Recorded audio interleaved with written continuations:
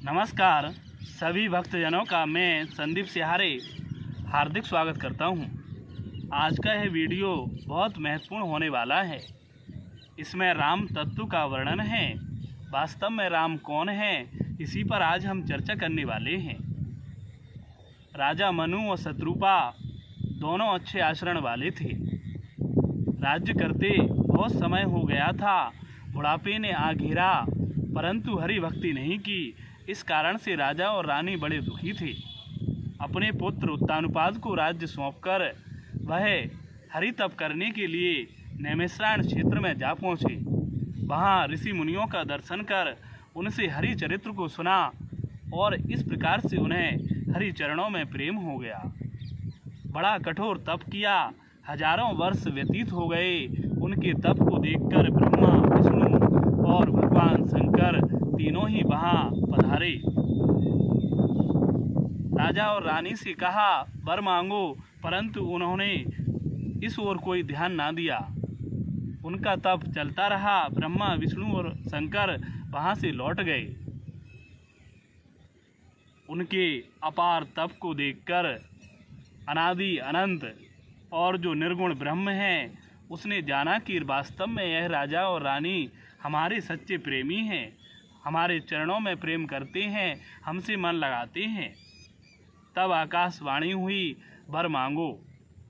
उस वाणी को सुनकर राजा और रानी हष्ट पुष्ट हो गए। उनका वह शरीर हड्डी मात्र रह गया था। वाणी को सुनकर हष्ट पुष्ट हो गए थे। हाथ जोड़कर प्रभु से कहा, हे प्रभु, आप भक्तों के लिए कल्प वृक्ष और कामधेनु हैं।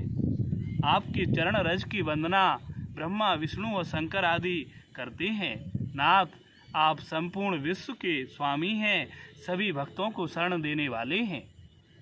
प्रभु, आपका जो स्वरूप भगवान शंकर के मन में बसता है और काकभूषण जी जिनकी आराधना करते हैं, हम उसी रूप को नेत्र भरकर देखें, इसी वर को दीजिए। राजा और रानी की यह प्रेम रस से सने हुए वचन सुनकर वह सर्वसमर्थ सर्वशक्तिमान भगवान वहाँ प्रकट हो गए। राजा मनु और शत्रुपा ने देखा तो वह देखते ही रह गए। सुंदर श्यामल विग्रह था। कानों में कुंडल, मस्तिष्क पर दिव्य मुकुट, चेहरे पर मंद मंद मुस्कुराहट थी। गले में वनमाला थी। दिव्य आभूषण शोभा पा रहे थे। पीताम्बरधारी भगवान हाथों में धनुष बाण धारण किए थे। वाम भाग में ज्ञान की शक्ति थी। वह आदि माया जिसकी इच्छा से ही सारे जगत का निर्माण हो जाता है, जिसके अंश से अगणित सरस्वती, लक्ष्मी और पार्वती देवियां उत्पन्न होती हैं, ऐसी वह महामाया उनके निकट थी। दोनों एकटक प्रभु को देख रहे थे। बड़ा ही अद्भुत रूप था। निगाहें हटती ना थी, हृदय आनंदित था। अद्भुत रस था। दोनों ही श्री चरणों में गिर पड़े। करुणा निधान कृपालु भगवान ने अपने हाथों से राजा और रानी को उठाया और बोले, हे राजन, आज तुम जो तुम्हारे मन में हो वह वर मांग लो। मेरे पास ऐसा कुछ नहीं है जो मैं तुम्हें दे ना सकूं। तब राजा ने कहा, हे प्रभु, आपके लिए बड़ा सरल है, परंतु मेरे लिए यह कठिन लगता है। प्रभु, कहने में बड़ा संकोच हो रहा है।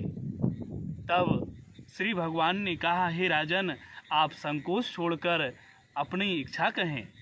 तब उन्होंने कहा, हे प्रभु, मुझे आपके समान पुत्र प्राप्त हो, यही वर दें। श्री भगवान मुस्कुराकर बोले, हे राजन, मैं अपने समान पुत्र कहाँ ढूंढता फिरूंगा, अतः मैं ही तुम्हारा पुत्र बनूंगा।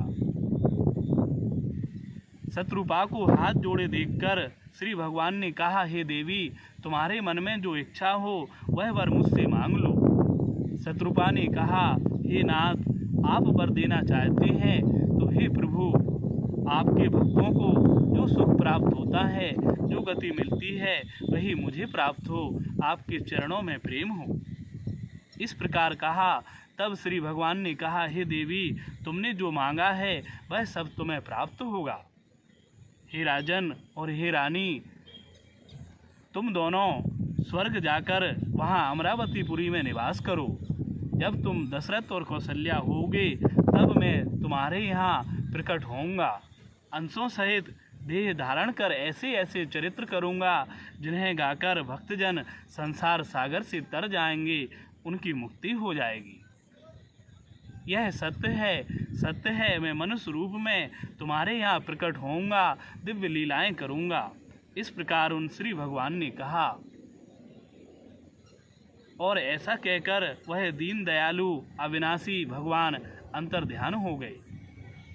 राजा और रानी समय आने पर मृत्यु को प्राप्त हुए, स्वर्ग में जा दिव्य सुखों को भोगा और फिर धरती पर अयोध्या में वह दशरथ और कौशल्या हुए।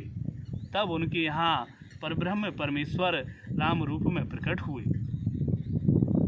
रामचरितमानस में तुलसीदास ने श्री राम की महिमा का गान किया है, उनका वर्णन किया है। वास्तव में वह मूर्ख हैं जो हमें भ्रमित करते हैं कि राम तो विष्णु हैं और वह मुक्ति नहीं दे सकते। वास्तव में उन्हें ज्ञान नहीं है। रामचरितमानस का गहराई से अध्ययन किया जाए तो यह समझ में आ जाता है कि राम अविनाशी हैं, राम परम तत्व हैं, राम ही तारक ब्रह्म हैं। श्री हरि चरित्र का बार बार श्रवण और कीर्तन करने से, मनन चिंतन करने से उनके चरणों में प्रेम हो जाता है और फिर हरि भक्ति प्राप्त हो जाती है। अंत में उन्हीं के धाम की प्राप्ति होती है। धन्यवाद।